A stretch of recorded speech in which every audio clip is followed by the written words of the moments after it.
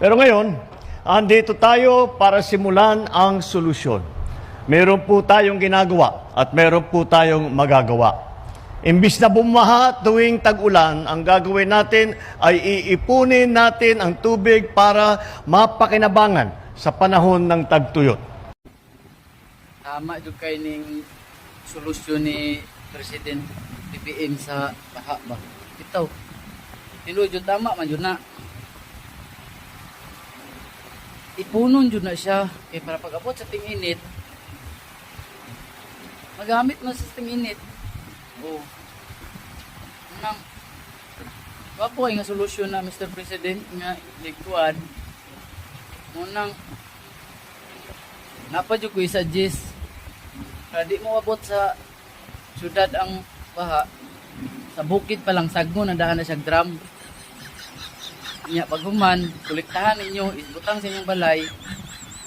Pag abot sa kuan, sa tig-init. Oh my God.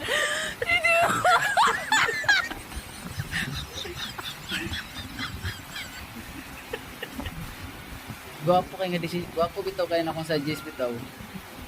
Nang dili para dito maabot sa syudad ba kay mo jud na gikan din sa bukid ang baha jud mo nang sugatan ninyo.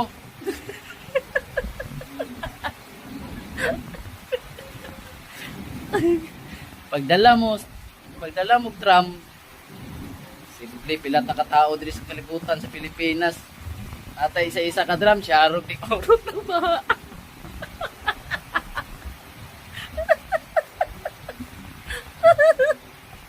Sagno na to na.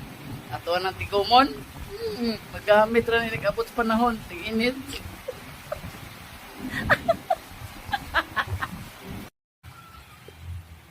Bukan mahurot ang tubig, wala ko'y sudlanan sa president. Wala naman masudlan ba? Wala kay mga drum diya. Tigumon ako nang ipag-abot sa tig-init. Magamit ra na to ni.